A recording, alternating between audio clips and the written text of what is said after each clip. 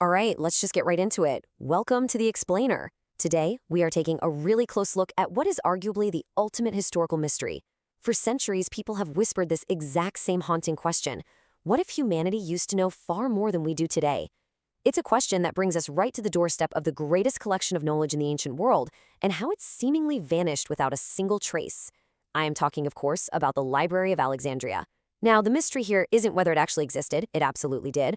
The real mystery is exactly how it disappeared. To really wrap our heads around the magnitude of this, I want you to just imagine something for a second. Imagine waking up tomorrow morning and discovering that every single server hosting the internet had vanished overnight. Just poof, gone. Every digital library, every scientific paper you've ever referenced, every history book, every digital photo, completely wiped out. I mean, it sounds like some dystopian sci-fi plot, right? But try to imagine that exact same catastrophic wipeout of information happening more than 2,000 years ago. That absolute nightmare scenario actually gives us a sense of the sheer scale of what happened. On one side, we have our modern fear of a total digital wipeout, and on the other, the stark historical reality of Alexandria. Somewhere right there on the Mediterranean coast stood an institution unlike literally anything the world had ever seen before. And the crazy part? It wasn't a palace built for a king. It wasn't a fortress for an army. And it wasn't a temple dedicated to some god. It was a temple dedicated solely to human knowledge. Section 1. A temple of knowledge, gathering all wisdom. Now, to figure out the mystery of its destruction, we kind of have to look at how it was born. Founded by the Ptolemaic dynasty with this incredibly ambitious goal to collect all the world's knowledge, the Library of Alexandria was actually just one part of a much larger institution called the Mouseion, or Temple of the Muses. But hey, don't let the word temple throw you off. This place functioned as the ancient world's very first major research university. Brilliant minds from Greece, Egypt, Persia, you name it, they were invited here. And we're talking full rides. They were given salaries, housing, meals, and most importantly, absolutely unlimited access to hundreds of thousands of scrolls. So how exactly did they get all these scrolls? Well, they used some seriously aggressive tactics. Ships pulling into the busy harbor were literally searched by guards. If they found any manuscripts, they seized them and copied them. And in what has to be the ultimate ancient shakedown, the library kept the original manuscripts and handed the newly made copies back to the incredibly frustrated owners. I mean, they were relentlessly gathering texts across 3 entire continents. If knowledge existed, they wanted it on their shelves. And just look at the sheer brain power that came out of this relentless gathering.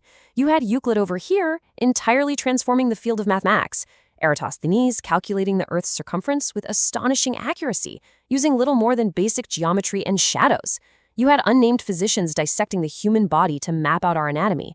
It was this incredible hub where humanity's greatest minds were literally gathered in one place, mixing ancient Babylonian observations with Greek philosophy. Section 2, the Julius Caesar myth. One careless decision? But as we all know, no institution is immune to war. Now, the most famous story, the one you've probably heard repeated in movies, novels, and history classes, is that Julius Caesar carelessly burned the whole library down in 48 BC. But the absolutely crucial point is right here in Caesar's own words. He only ever admitted that fires broke out during his siege, and that to stop the Egyptian fleet, he ordered ships in the harbor to be burned. Yes, the flames absolutely spread beyond the docks and took out nearby buildings, but there's just no conclusive evidence that the fire ever reached the main library itself. Some later Roman authors do mention thousands of scrolls being destroyed, but they may have just been sitting in dockside warehouses. So Julius Caesar might have inflicted the first wound, for sure, but probably not the fatal blow. And honestly, this theory is backed up by a pretty deafening silence from ancient historians. Just think about it for a second. If the single greatest collection of human knowledge on Earth had completely vanished in one catastrophic night, contemporary historians would have recorded it in agonizing detail. It would have been front-page news, so to speak.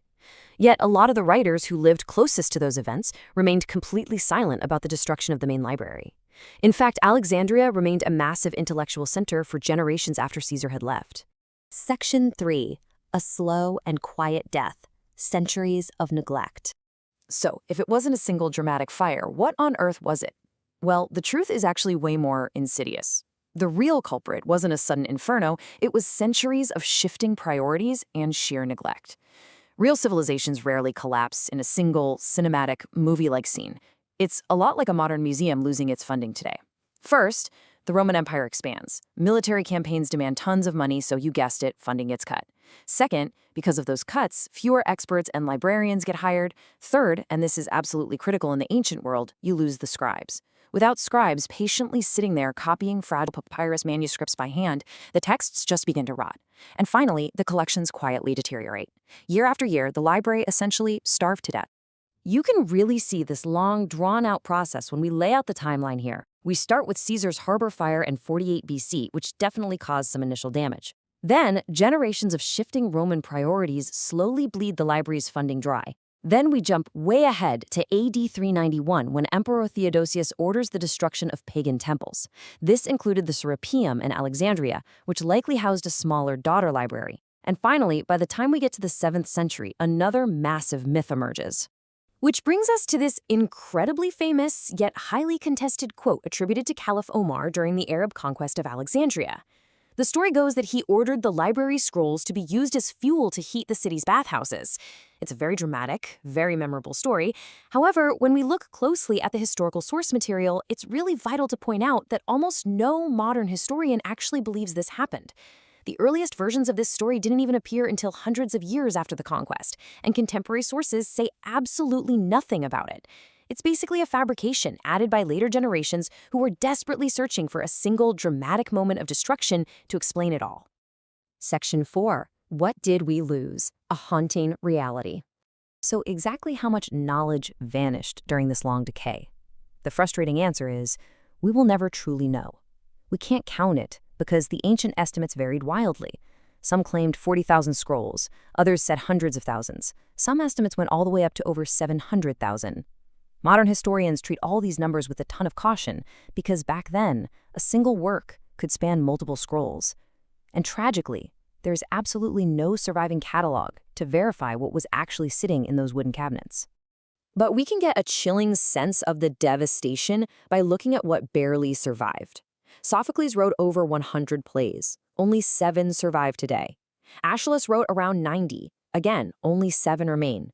The historian Livy wrote 142 books of Roman history, and less than a quarter of it exists today. And the crazy thing is, we only know these lost works existed because later authors happened to quote them. These numbers represent an absolute cultural wipeout.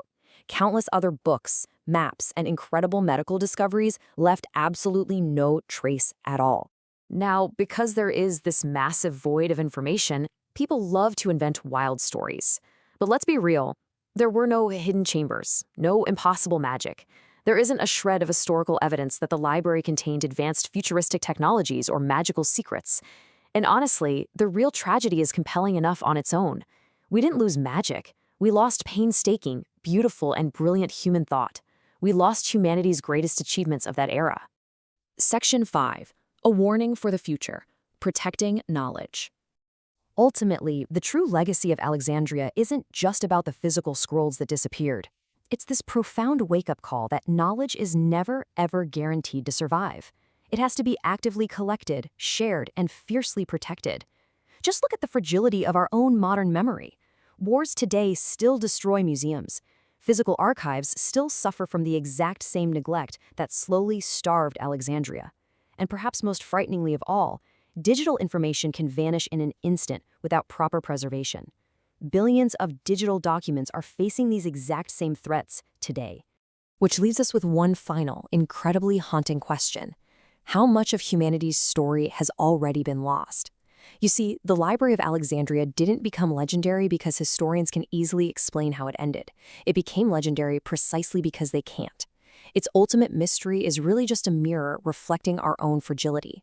It's a reminder of our responsibility to protect our own history so that future generations aren't left sitting around wondering what we knew and what we just let slip away. Thanks for joining me on this explainer, and I hope this leaves you wanting to dive in and explore even more of our hidden history.